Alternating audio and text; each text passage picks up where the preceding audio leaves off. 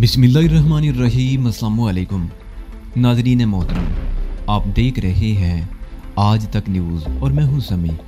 इससे पहले आप इस मिशन की 23 इकसात सुन चुके हैं और अब किस नंबर 24 मुलाहिजा फरमाएं। उसे यकीन था कि शारिक के ख़त्म हो जाने के बाद बाकी पार्टियां खुद ब खुद उसके सामने घुटने टेक देंगी। माजे गुजर के आदमी शारिक की तलाश में पूरे शहर में घूम रहे थे, लेकिन उसका कोई सुराग नहीं मिल रहा था।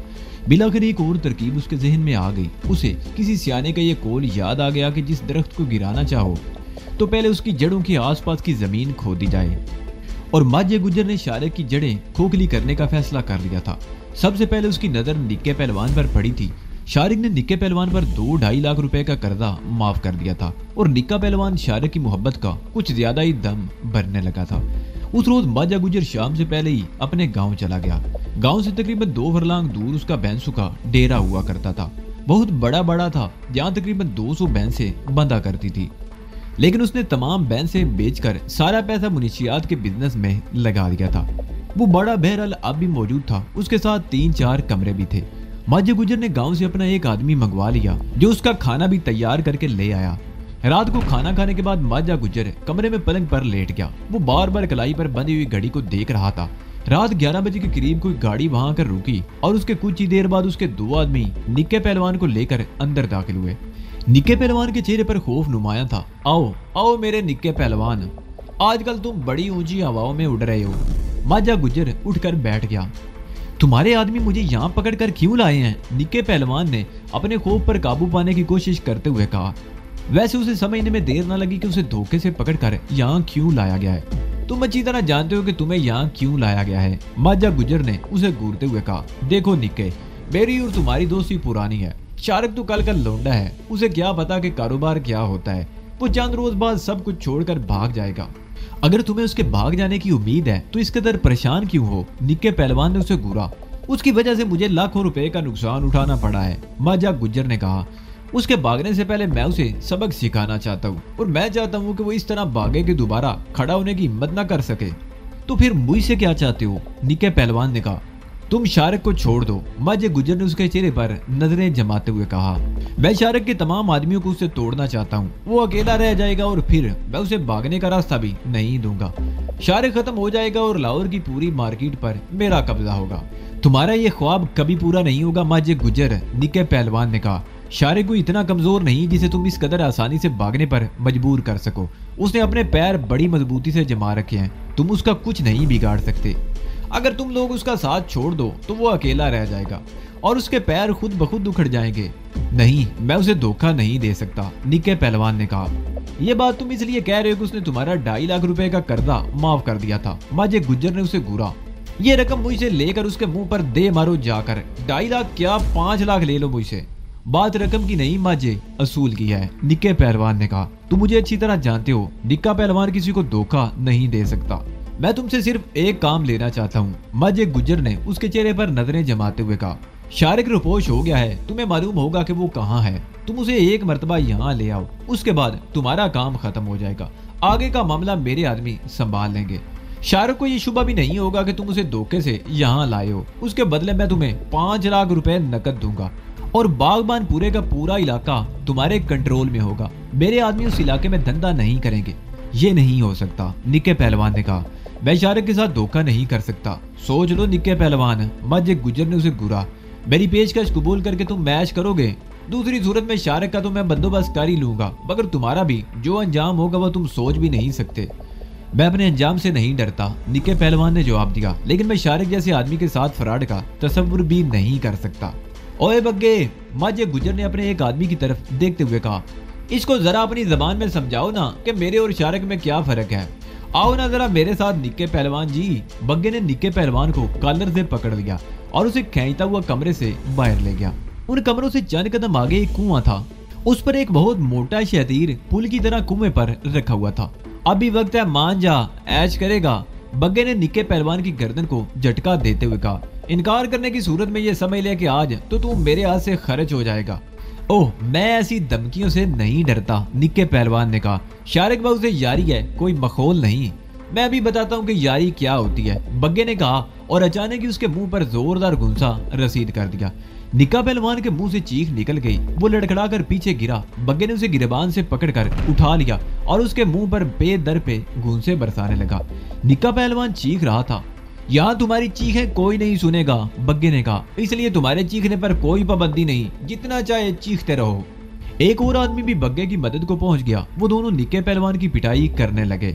निक्के पहलवान की धोती खुल गई और वो उन दोनों के दरमियान फुटबॉल बना पिटता रहा, लेकिन उसकी जबान पर एक ही जवाब था, नहीं। वो अगरचे दुबला पतला और छोटे कद का आदमी था, लेकिन बहुत सख्त जान साबित हुआ था। उसकी जगह कोई और होता तो अब तक उसकी हर बात मान चुका होता। माजा गुजर दूर खड़ा देख रहा था। उसे भी निक्के पहलवान पर हैरत हो रही थी। उसका ख्याल था कि 4 रात पढ़ने के बाद निक्का पहलवान उसकी बात मान लेगा, मगर वो तो बड़ा सख्त जान साबित हुआ था। इसे कुएं के पानी में 2-4 घोंटे दो, इसके होश ठिकाने आ जाएंगे, उसने बग्गे को मुखातिब करते हुए कहा। बग्गे का साथी ये कमरे से लंबी सी रस्सी उठा लाया। पहले निक्का पहलवान के हाथ पुष्ट पर बांध दिए, फिर वही रस्सी उसकी बगलों से गुजार कर सर से 1 फुट ऊपर गिरा लगा दी और उन दोनों ने पहलवान को पकड़कर कुएं में लटका दिया। शराब की हल्की सी आवाज से ये पता चल गया कि वो पानी तक पहुंच गया था। माजा गुजर टार्च लेकर आ गया। वो कुएं की मुंडेर पर झुककर टार्च की रोशनी में देखने लगा और उसका साथी थोड़ी थोड़ी देर बाद रस्सी ढीली करके निक्के पहलवान को पानी में गोते देता रहा। उसे जब भी पानी से बाहर निकाला जाता वो चीखना शुरू कर देता। कुएं की मुंडेर पर झुका हुआ माजा गुजर हर मर्तबा उससे पूछता, मगर हर मर्तबा निक्के पहलवान का जवाब नफी में ही होता। आखिरी मर्तबा निक्के पहलवान का गोता देकर माजा गुजर के इशारे पर बग्गे ने रस्सी कुएं पर रखे हुए शहदीर से बांध दी और वो दोनों कुएं की मुंडीर से उतर आए। वो मर जाएगा माजे, बग्गे ने कहा। मरने दो, माजे गुजर ने जवाब दिया। वो मेरे काम नहीं आ सकता तो उसे इशारे के काम भी नहीं आना चाहिए। 10 मिनट बाद निक्के पहलवान को कुएं से निकाला तो वो खत्म हो चुका था। पानी भर जाने से उसका पेट फूल गया था और उसे कुएं के करीब ही जमीन पर डाल दिया गया था। वहाँ कब्र खोदकर दफन कर दो इसे, माजे गुजर ने बग्गे की तरफ देखते हुए कहा। उसका लहजा बिल्कुल सपाट था और साफ जाहिर हो रहा था कि उसे निक्के पहलवान के मर जाने की जरा सी भी परवाह नहीं थी। बग्गा फावड़ा उठा लाया और जिस जगह भैंसों का गोबर जमा किया जाता था वहाँ गड्ढा खोदने लगा। कब्र उसने ज्यादा गहरी नहीं खोदी। वो फावड़ा कब्र के करीब ही छोड़कर निक्के पहलवान की लाश की तरफ आ गया। दूसरा आदमी भी उसके साथ ही था। रस्सी खोल दे इसकी, बग्गे ने कहा। रहने दो यार, थोड़ा सा नुकसान बर्दाश्त कर लो, बाजार से नई रस्सी ले आना, माजे गुजर ने जवाब दिया। बग्गे ने उसके साथी ने निक्के पहलवान की लाश उठाकर गड्ढे में डाल दी और उस पर मट्टी भरने लगे। गड्ढा पुर करने के बाद उन्होंने ऊपर गोबर फैला दिया और अब उस जगह को देखकर कोई भी नहीं कह सकता था कि यहाँ किसी को दफन किया गया है। वो रात माजे गुजर ने अपने उस डेरे पर ही गुजारी। सुबह वो देर तक सोता रहा और जागने की कुछ ही देर बाद अपने आदमियों को वहीं शहर भेज दिया और खुद अपनी गाड़ी पर गांव आ गया। दोपहर 5 बजे तक का वक्त माजे गुजर ने अपने गांव वाले घर ही में गुजारा और फिर शहर की तरफ रवाना हो गया। कार ड्राइव करते हुए वो बार बार शारिक और निक्के पहलवान के बारे में सोच रहा था। निक्के पहलवान के इस तरह गायब हो जाने से शारिक यकीनन परेशान होगा और उसके कारोबार पर भी असर पड़ेगा। एक बड़ा अड्डा बंद हो जाने से उसे लाखों का नुकसान उठाना पड़ेगा और जब यके बाद दीगरे उसके आदमी इस तरह गायब होने लगेंगे तो शारिक के होश ठिकाने आ जाएंगे। वो या तो मैदान छोड़कर भाग जाएगा या उसके सामने घुटने टेक देगा और फिर लाहौर की मुनशियात की मार्केट पर उसकी इजारादारी को कोई रोक नहीं सकेगा। शारिक 2 दिन तक उस मकान से बाहर नहीं निकला। समीना ने रो रो कर अपना हाल बुरा कर लिया था। शारिक की शराफत का भी बरम खुल गया था। वो उसके सामने जरा सी मुदामत भी तो नहीं कर सकी थी। वो किस कदर आसानी से तस्वीर खो गई थी। शारिक तीसरे रोज रात 9 बजे के करीब घर से निकला। वो अकेला ही था। समीना को अपने साथ कहीं ले जाने का खतरा मोल नहीं ले सकता था। उसे 24 घंटे घर में बंद भी नहीं रखा जा सकता था। उसके जहन में एक तरकीब थी, लेकिन उस तरकीब को अमली जामा पहनाने के लिए भी 2-3 रोज का वक्त दरकार था। घर से निकलते हुए उसने समीना से कह दिया था कि मुमकिन है वो रात को घर वापस ना आए और वो दरवाजे घर के बंद ही रखे। घर से निकलकर शारिक सीधा मजंग वाले डेरे पर पहुंचा। वहां नौलखा को देखकर शारिक को इत्मीनान सा हुआ। उसकी यहाँ मौजूदगी का मतलब यही था कि पुलिस को उसके बारे में पता नहीं चला था। इसका मतलब है कि सूरत-ए-हाल नॉर्मल है। शारिक ने नौलखा के करीब बैठते हुए कहा, लेकिन ज्यादा नहीं। नौलखे ने जवाब दिया, तुमने शायद अखबार नहीं पढ़ा। समीना के बाप ने अपनी बेटी के अगवा की रिपोर्ट लिखवाई है और मेरा उलिया भी पुलिस को बता दिया है। उसके कहने के मुताबिक उसकी बेटी फैसलाबाद से वापस आई थी कि उसके घर पहुंचने से पहले ही उसे असले के जोर पर अगवा कर लिया गया। पुलिस अब मेरे उलिये के आदमी को तलाश करती फिर रही है। फैसलाबाद की कोई खबर? शारिक ने पूछा। एक और खबर अखबार में छपी थी, नौलखे ने कहा। ये खबर फैसलाबाद पुलिस के हवाले से छपी है कि पुलिस समीना नामी कॉलेज की लेक्चरर से कत्ल की एक वारदात के सिलसिले में पूछगछ करना चाहती थी, लेकिन समीना रोपोश होगी। पुलिस का ख्याल है कि समीनाबाद संगीन जराइम में मुलव्वस हो सकती है। इसका मतलब है कि फैसलाबाद की पुलिस ने लाहौर में उसके घर वालों से भी राब्ता कायम किया होगा। शारिक बोला, यकीनन ऐसा हुआ होगा। 9 लखे ने कहा, यह पुलिस जराइम पेशा लोगों को तो माफ कर सकती है, लेकिन शरीफ आदमियों को तो ये लोग माफ नहीं करते। हाँ ये तो है। शारिक ने इंकारा भरा, फिर 9 लखा वाले कमरे से निकलकर गामा के पास आ गया। तुम्हारा धंधा कैसा है भाई? अपना धंधा तो ठीक है, लेकिन मुझे कुछ गड़बड़ लग रही है। गामे ने कहा, क्या बात है? शारिक ने पूछा। निक्का पहलवान कल रात से गायब है। आज शाम को एक उसका बंदा उसके बारे में मालूम करने आया था। ये तो वाकई गड़बड़ वाली बात है। शारिक बोला, बहरहाल पता कर लेते हैं उसका। तकरीबन आधे घंटे बाद शारिक 9 लखा को साथ लेकर डेरे से निकल आया। वो एक टैक्सी पर बैठकर सीधा बागबान पूरे निक्का पहलवान के डेरे पर पहुंचा। निक्का पहलवान के लिए काम करने वाले 3 आदमी उस वक्त डेरे पर मौजूद थे। शारिक उनमें से सिर्फ एक का नाम जानता था। निक्के पहलवान का कुछ पता चला हनीफ? शारिक ने पूछा। नहीं शारिक बाबू, हनीफ ने जवाब दिया। पता नहीं कहाँ चला गया। कोई बुलाने आया था या किसी का पैगाम मिला था? शारिक ने पूछा। कुछ भी नहीं, हनीफ ने जवाब दिया। कल रात तकरीबन इसी वक्त बाहर निकला था। मैं समझा कि वो सड़क पर खड़ा होगा। कभी कभी वो गेट के सामने सड़क पर खड़ा हो जाया करता था। मैं अंदर बैठा उसका इंतजार करता रहा। ये रहमत भी मेरे पास ही बैठा था। जब बहुत देर तक वो अंदर नहीं आया तो मैंने बाहर आकर देखा, वो सड़क पर भी कहीं नहीं था। पता नहीं कहाँ चला गया, अभी तक लौट कर नहीं आया। थाने वगैरह में पता किया? शारिक ने पूछा। आज दोपहर को पता किया था, वो भी कुछ नहीं जानते, हनीफ ने जवाब दिया। इसी दौरान निक्के पहलवान का मुगलपुरा का एक गाहक आ गया। वो यहाँ से रोजाना 250 ग्राम हीरोइन लेकर जाया करता था। वो उन्हें निक्के पहलवान के बारे में बातें करते देखकर बोला, निक्के पहलवान को कल मैंने बग्गा के साथ कार में जाते हुए देखा था। बग्गे के साथ? कब, किस वक्त? हनीफ चौंक गया।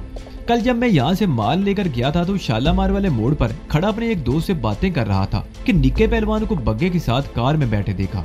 वो दारोगा वाला की तरफ गए थे। बग्गा कौन? शारिक ने हनीफ से पूछा। माजे गुज्जर का आदमी है, अंधे वाले मोड़ पर सौदा बेचता है, हनीफ ने जवाब दिया। ठीक है। शारिक खामोश हो गया। वो आदमी हनीफ से सौदा लेकर चला गया तो शारिक ने कहा, हनीफ तुम मेरे साथ आओ। अब ये मालूम करना ज्यादा मुश्किल नहीं रहा कि निक्का पहलवान कहाँ है। चलो 9 लखे, शारिक ने कहा। वो तीनों हाकनवाज रोड पर निकल आए। चंद कदम आगे घास मंडी के मोड़ पर एक टैक्सी खड़ी थी। वो तीनों टैक्सी में बैठ गए। कहाँ जाना है जी? ड्राइवर ने इंजन स्टार्ट करते हुए पूछा। सीधे चलते रहो उस्ताद, पैसे की फिक्र मत करना, तुम्हारी दिहाड़ी आज हमारे साथ ही लगेगी, शारिक ने कहा। टैक्सी हरकत में आ गई। अंधे वाले बोर्ड से जरा आगे निकलकर हनीफ ने टैक्सी रुकवा ली। बड़ी बारोनक जगह थी। पान सिगरेट की 2 दुकानें थी। आमने सामने 2 दुकानें मछली फ्राई करने वालों की थी। चाय की दुकानें थी, बाहर कुर्सियां और मेजें बिछी हुई थी। कोने में एक फूलों वाली दुकान भी थी। उसी फूलों वाली दुकान के सामने बग्गा खड़ा था। वो लंबा तिरंगा आदमी था, लाचा दारीदार और सफेद उजला कुर्ता पहने हुए था। गले में मोतिये का हार भी पड़ा हुआ था। वो फूलों वाली दुकान के सामने जो आदमी खड़ा हुआ है ना, वही बग्गा है। हनीफ ने उस तरफ इशारा करते हुए कहा। 9 लखे।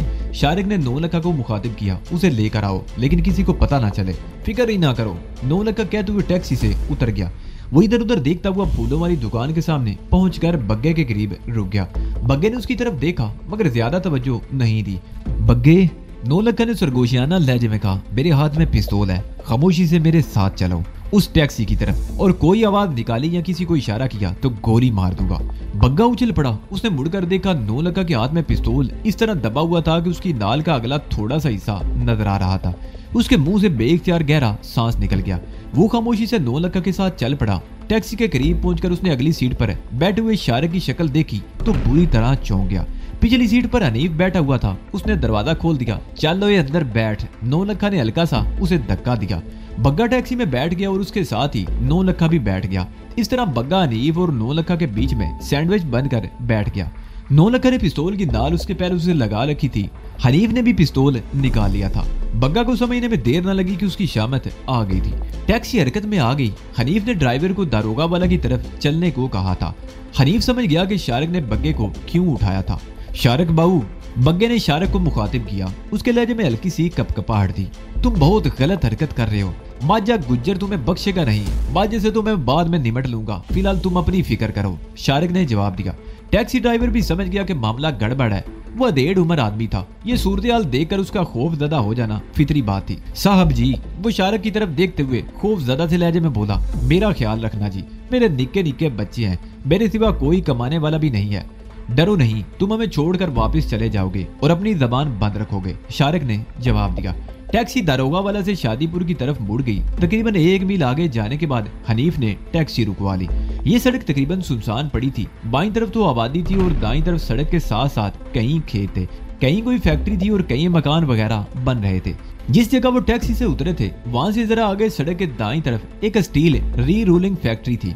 कई साल पहले ये फैक्ट्री बंद हो चुकी थी। उसकी मशीनरी वगैरह दूसरी जगह लगाई जाने वाली फैक्ट्री में मुंतकिल कर दी गई थी और इस जगह को अब गोदाम के तौर पर इस्तेमाल किया जाता था।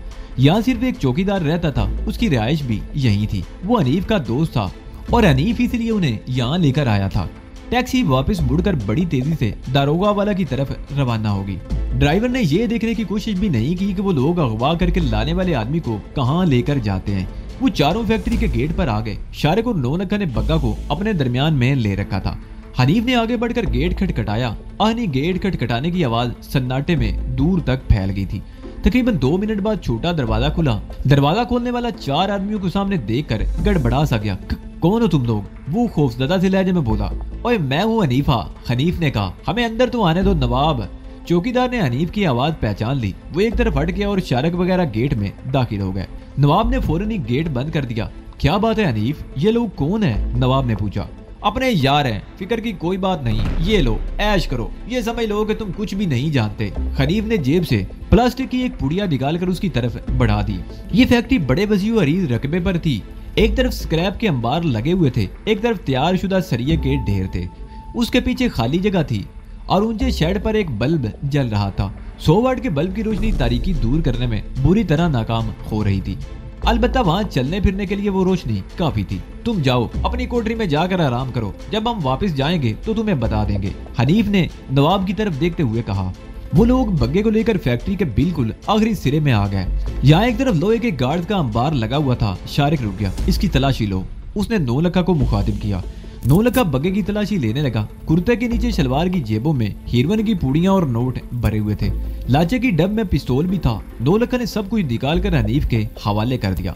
तो तुम लोग मुझे यहाँ क्यों लाए हो? बग्गा अकलाया। अपनी इस हरकत पर तुम्हें पछताना पड़ेगा। हम तो पछताने के आदी हो चुके हैं, लेकिन तुम क्यों कांप रहे हो? शारिक ने उसके चेहरे पर नजरें जमाते हुए कहा। अगर तुम मेरे एक सवाल का जवाब ठीक ठीक दे दो तो तुम्हें इज्जत और एहतराम के साथ तुम्हारे अड्डे पर पहुंचा दिया जाएगा। क्या पूछना चाहते हो? बग्गे ने पूछा। निक्का पहलवान कहाँ है? शारिक ने उसके चेहरे पर नजरें जमा दी। निक्का पहलवान? बग्गे का चेहरा धुआं हो गया। मुझे नहीं मालूम, मैंने तो उसे कई रोज से नहीं देखा। शारिक ने अचानक ही उसके मुंह पर जोरदार थप्पड़ रसीद कर दिया। बग्गा लड़खड़ा गया। बग्गे, शारिक के हल्क से गुर्राहट निकली। कल रात 10 बजे के करीब निक्के पहलवान को तुम्हारे साथ कार में बागबानपुरा से इस तरफ आते हुए देखा गया था और उसके बाद वो लापता है। मैं तुम्हें एक आखिरी मौका दे रहा हूँ। अगर तुम सच बता दो कि निक्का पहलवान कहाँ है तो मैं तुम्हें कुछ नहीं कहूंगा। मैं कुछ नहीं जानता, बग्गा अपना गाल सहलाते हुए बोला। नौलखे, शारिक ने नौलखे की तरफ देखा। इससे मालूम करो कि निक्का पहलवान है कहाँ। इसकी जबान खुलवाने के लिए तुम जो भी तरीका इख्तियार करोगे मुझे कोई एतराज नहीं होगा, लेकिन इसे इस वक्त जिंदा रहना चाहिए जब तक ये कुछ बता नहीं देता। हाँ भाई बग्गे, क्या इरादा है? नौलखा उसके करीब आ गया। मैं कुछ नहीं जानता, मुझे कुछ भी नहीं मालूम। बग्गा पीछे हटने लगा। नौलखे ने अचानक ही उसके पेट पर ठोकर मार दी। बग्गा भी बिलाता हुआ दोहरा हो गया। नौलखा ने घुटने से उसके मुंह पर ठोकर लगाई। इस मर्तबा बग्गा एक झटके से सीधा हो गया। वो लड़खड़ाकर 2 कदम पीछे हटा। नौलखा ने उसके जबड़ों पर गुंसों की बारिश कर दी। हर गुंसे पर बग्गा बिलबिला उठता। तुम अपने आप को बहुत बड़े बदमाश समझते हो ना? नौलखे ने उसे ठोकर मारते हुए कहा। लेकिन जो कुछ तुम कर रहे हो वो बदमाशी नहीं। आज मैं तुम्हें बताता हूँ कि बदमाशी होती क्या है। नौलखे ने उस पर ताबड़तोड़ हमले शुरू कर दिए। बग्गा जमीन पर लौट रहा था और नौलखा उस पर ठोकरों की बारिश करता जा रहा था। शाहरुख को उस पर हैरत हो रही थी कि नौलखा के बारे में उसका ख्याल था कि वो अंदर से खोखला होगा, लेकिन बग्गे पर इतनी मेहनत करने के बावजूद वो बिल्कुल ताजा दम नजर आ रहा था। उसने बग्गे को 2-3 ठोकरें और मारने के बाद छोड़ दिया और जेब से चाकू निकाल लिया। मैं तुम्हारी बोटियां काट कर कुत्तों को खिला दूंगा। नौलखा चाकू की धार पर उंगली फेरते हुए बोला। अब भी वक्त है, बता दो। मैं कुछ नहीं जानता, बग्गा अकलाया। खौफ की शिद्दत से उसका चेहरा बिल्कुल स्याह पड़ गया था। नौलखा उसके करीब झुक गया। उसने चाकू की नोक बग्गे के गाल पर रख दी। बग्गे की आंखें खौफ की शिद्दत से फैल गई। नौलखे ने हल्का सा दबाव डालकर उसे दाएं से बाएं खींच लिया।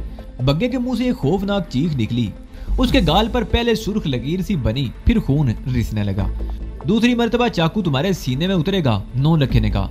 जबान खोल दो तो मेरा हाथ रुक सकता है। बाजा मुझे जिंदा नहीं छोड़ेगा। बग्गा अकलाया। जिंदा तो तुम्हें मैं भी नहीं छोड़ूंगा। 9 लखे ने चाकू वाला हाथ ऊपर उठा लिया। उसका अंदाज ऐसा था जैसे उसके सीने पर वार करना चाहता हो।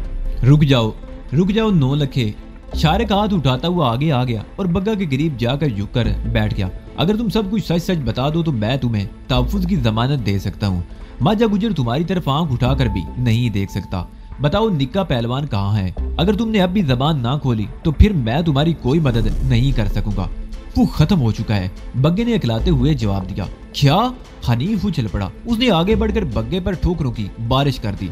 शारिक ने बड़ी मुश्किल से उसे काबू किया था। वो कैसे मरा, तफसील बताओ। शारिक फिर बग्गे के पास बैठ गया। माजा गुजर तुम्हें जीक पहुंचाना चाहता था, बग्गे ने कहा और फिर निक्का पहलवान के बारे में उसे तफसील बताने लगा। आखिर में वो कह रहा था, मैंने माजा गुजर को मना किया था कि इसे कत्ल ना किया जाए, लेकिन उसने मेरी बात नहीं मानी। उसे 10 मिनट तक कुएं के पानी में डबोए रखा और फिर उसकी लाश वहीं दफन कर दी गई। ठीक है, शारिक बोला। माजे गुजर की अब शामत ही आ गई है। 9 लखे खत्म कर दो इसे। शारिक ने आखिरी अल्फाज 2 लखे से मुखातिब होकर कहे थे। उसके लहजे में दरिंदगी थी। नहीं, बग्गा चीखा। तुमने वादा किया था कि अगर निक्का पहलवान जिंदा होता तो मैं अपना वादा जरूर पूरा करता। शारिक ने उसकी बात काट दी। मैं खून के बदले खून का कायल हूँ। बग्गे ने उठना चाहा मगर हनीफ ने आगे बढ़कर एक बार फिर उस पर ठोकरों की बारिश शुरू कर दी। इसी दौरान 9 लखे ने मौका पाकर चाकू बग्गे के सीने में उतार दिया। लाश को यहाँ छोड़ना ठीक नहीं होगा। मेरा ख्याल है इसे फैक्ट्री के पीछे खेतों में डाल दिया जाए। कल दिन में इसे कोई ना कोई देख ही लेगा, शारिक ने कहा। और अगर रात को कुत्तों ने दावत उड़ा ली तो? 9 लखा बोला। ऐसे लोगों का यही अंजाम होना चाहिए, शारिक ने जवाब दिया। फैक्ट्री की पिछली दीवार में भी एक छोटा सा दरवाजा था जिसमें कुंडा लगा हुआ था और एक मुड़ी तुड़ी तार कुंडी में फंसी हुई थी। 9 लखे ने तार निकालकर कुंडा खोल दिया। पिछली तरफ खेत काफी गहराई में थे। दरवाजे के साथ मिट्टी डालकर एक ढलवान सी बना दी गई थी। 9 लखा और हनीफ ने हाथों और पैरों से बग्गे की लाश को उठा लिया और उसे डंडा डोली करते हुए दरवाजे से बाहर आ गए। शारिक ने लोहे का एक टुकड़ा उठा लिया और जमीन पर बिखरा हुआ खून छुपाने के लिए मिट्टी को ऊपर नीचे करने लगा। जहां तक मुमकिन हो सका उसने मिट्टी को तय उबाला करके खून के धब्बे गायब कर दिए। 9 लखा और हनीफ तकरीबन 10 मिनट बाद वापस आए। कहाँ फेंकी लाश? शारिक ने पूछा। फैक्ट्री से 3 खेत दूर, 9 लखे ने जवाब दिया और दरवाजे का कुंडा बंद करके उसमें पहले की तरह तार फंसाने लगा। मेरा ख्याल है अब चलना चाहिए, शारिक बोला।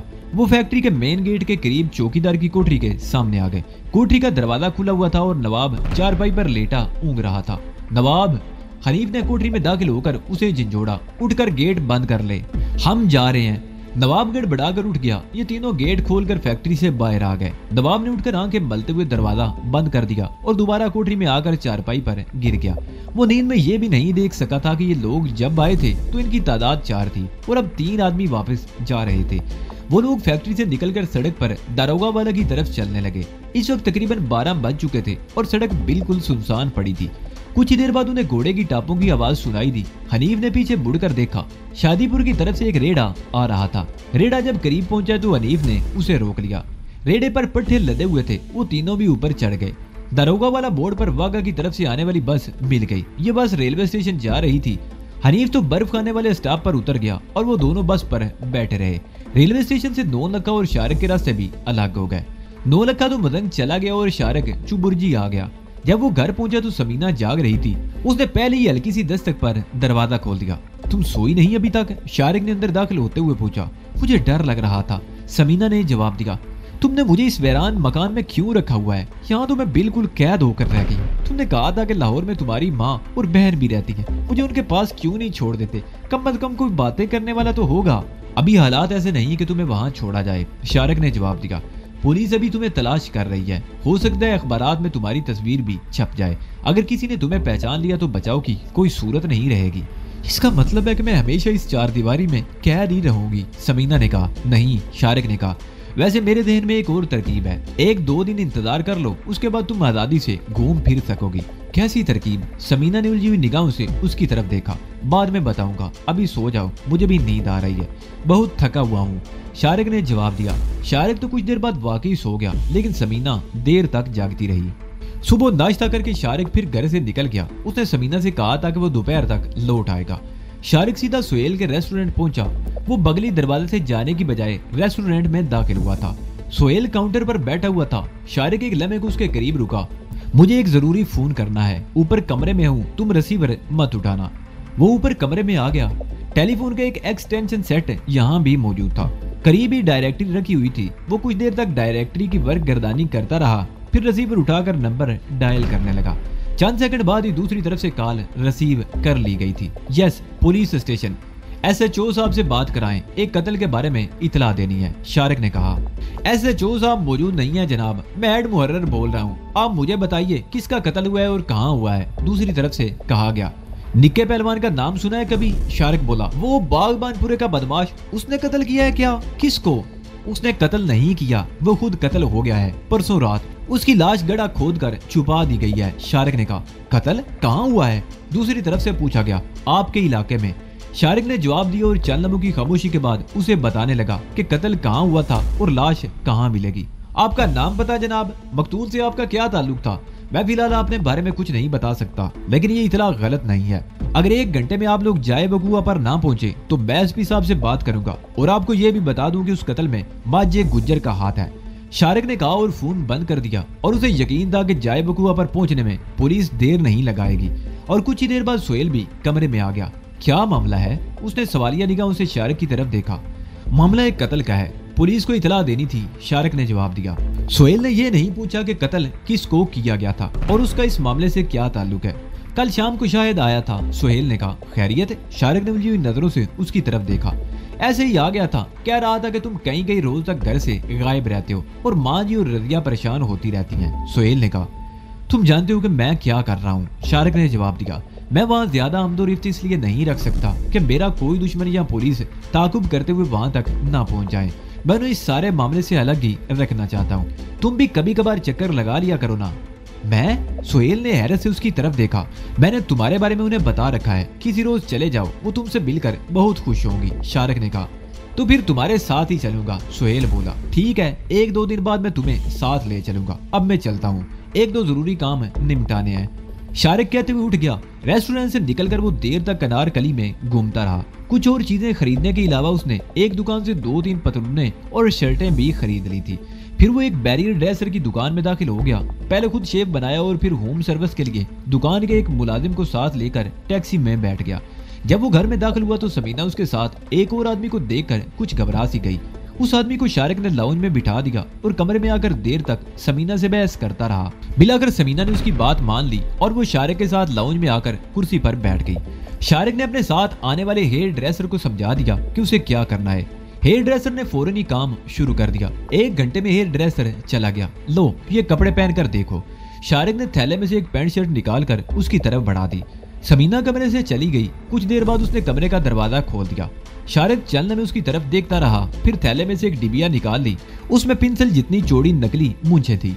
मूंछों के नीचे एक खास किस्म का गिल्लू लगा हुआ था, जिससे मूंछें होंठ पर सख्ती से चिपक जाती थी। शारिक ने बड़ी एहतियात से उसके होंठ पर मूंछें चिपकाई और उसे ले जाकर आईने के सामने खड़ा कर दिया। आईने में अपनी शक्ल देखकर समीना उछल पड़ी। बर्दों की तरह कटे हुए बाल, बारीक मूंछें, पैंट शर्ट। हकीकत तो ये है कि वो खुद भी अपने आप को पहचान नहीं सकी थी। सिर्फ सीने का उबार ऐसा था जो उसके औरत होने की चुगली खा रहा था। लेकिन शारिक ने उसका भी हल सोच लिया।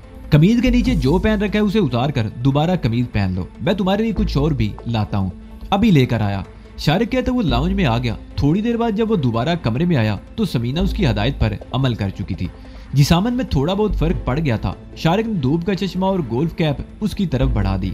समीना ने ऐनक लगाकर टोपी ओढ़ी तो उसका हुलिया बिल्कुल ही बदल गया था। इस हुलिया में तो उसका बाप भी पहचान नहीं सकता था कि ये उसकी बेटी है। चलो, ये सब कुछ उतार कर बाल धो लो, आज रात का खाना हम किसी होटल में खाएंगे, शारिक ने कहा।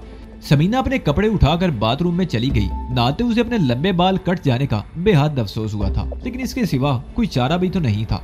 शाम का अंधेरा फैलने के थोड़ी देर बाद वो घर से निकले। समीना कुछ अजीब सी झिझक महसूस कर रही थी। शारिक ने उसका हाथ पकड़ रखा था।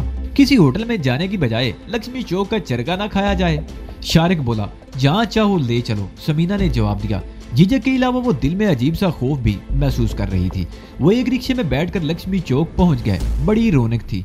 वो एक दुकान के सामने एक मेज के गिर्द कुर्सियों पर बैठ गए। वहाँ और लोग भी बैठे हुए थे। बाद लोगों को अपनी तरफ देखते पाकर समीना के दिल की धड़कन तेज होती जा रही थी, लेकिन किसी ने उस पर तवज्जो नहीं दी थी। 10 मिनट बाद वेटर ने रोगनी नान और चरगा उनकी मेज पर सजा दिया। समीना पर अजीब सी वहशत तारी थी। वो जिंदगी में पहली मर्तबा इस तरह किसी पब्लिक मुकाम पर खाना खाने के लिए बैठी थी। अभी उन्होंने चंद लुकमे ही लिए थे कि निस्बत रोड की तरफ से फायरिंग की आवाजें सुनाई देने लगी। यूं लगता था जैसे वहां महाज खुल गया हो। बड़ी जबरदस्त फायरिंग हो रही थी और कुछ ही देर बाद ये पता चल गया कि पुलिस ने निस्बत रोड पर माजा गुजर के मुनशियात के अड्डे पर छापा मारा था। मुनशियात फरोशों ने पुलिस को देखते ही फायरिंग शुरू कर दी थी। शारक के होंठों पर खफीफ सी मुस्कुराहट आ गई। उसने समीना की तरफ देखा। उसके चेहरे पर खौफ के साए नजर आ रहे थे। डरो नहीं, आराम से खाना खाओ, शारक ने सरगोशी की।